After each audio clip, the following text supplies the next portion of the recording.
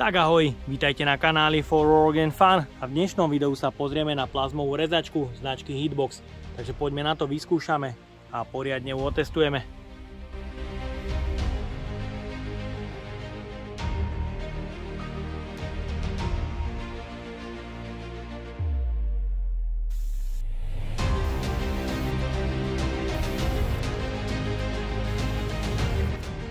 Plazmová rezačka značky Hitbox HBC 5500 je bežne dostupná na Amazone alebo AliExpresse od 200 až do 300 eur.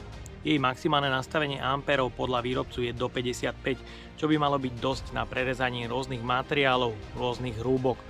Poďme sa teda pozrieť, aká je a čo všetko dokáže plazmová rezačka zo zahraničných webshopov a či vôbec má zmysel kupovať takéto zariadenie. Takže poďme na to, odbalíme si ju.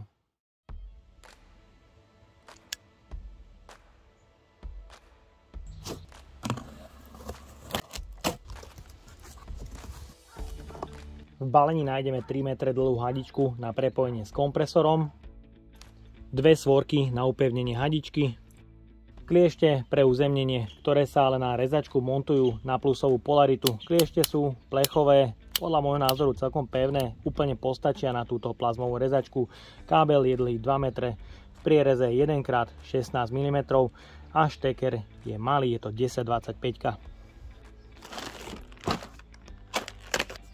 V balení od horáku nájdeme príslušenstvo 1x elektróda a difúzor, plastový kryt ochrany matice, 4-metrová verzia plazmového horáku, ktorá je po celej dĺžke pogumovaná s dvojpinovým konektorom pre ovládanie a samotnou maticou, ktorá už mala mať plastovú krytku navlečenú, ale nemá. Horák môžete poznať napríklad z rezačiek Parkside, je tu ohybný klbík pre lepšiu manipuláciu.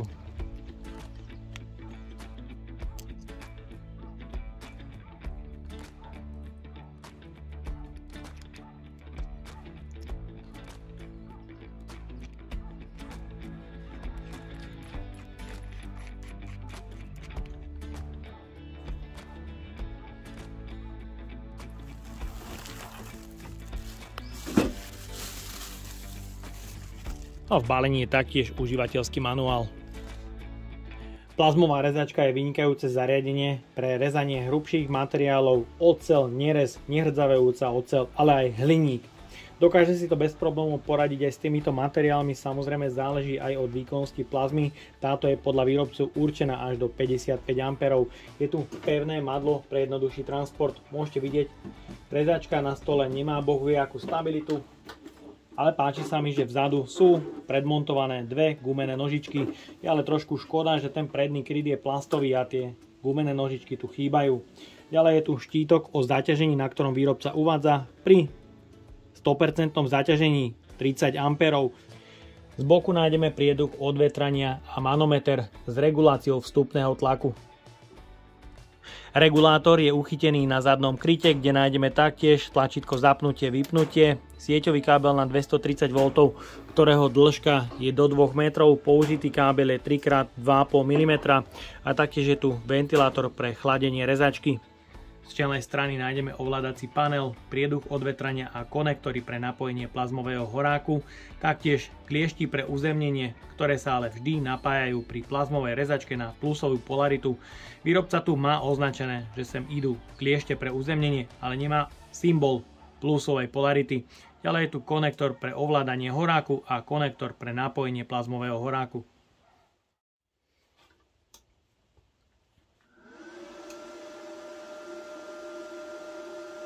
Hlučnosť chladenia plazmovej rezačky je niekde okolo 75 decibelov. Ovládací panel plazmovej rezačky je veľmi jednoduchý. Nájdeme tu kontrolku zapnutia stroja, kontrolku prehriatia stroja, jeden displej pre zobrazenie nastavenia v amperoch, potenciometer, kde je minimum 20 A, ovláda sa veľmi pekne svižne po jednotkách, ale aj rýchlo, kde maximum je 57 A.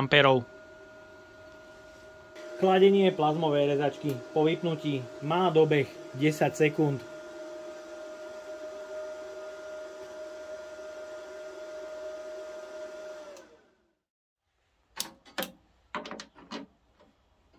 Vo výrobe pravdepodobne zabudli namontovať ešte pred lisovaním krytku pre ochranu matice.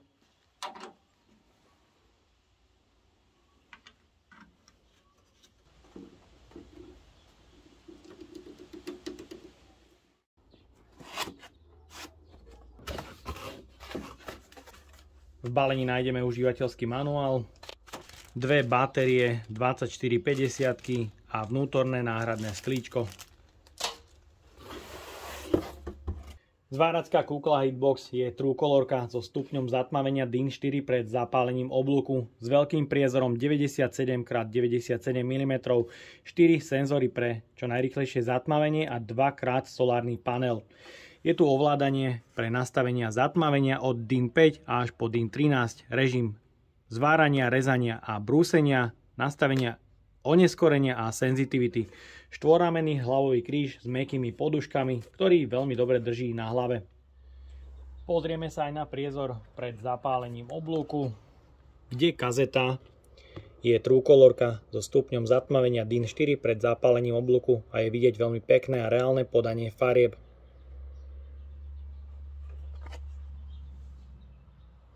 Taktiež pre porovnanie porovnáme priezor pred zapálením oblúku s bežnou kuklou, kde môžete vidieť farebné skreslenie do zelena.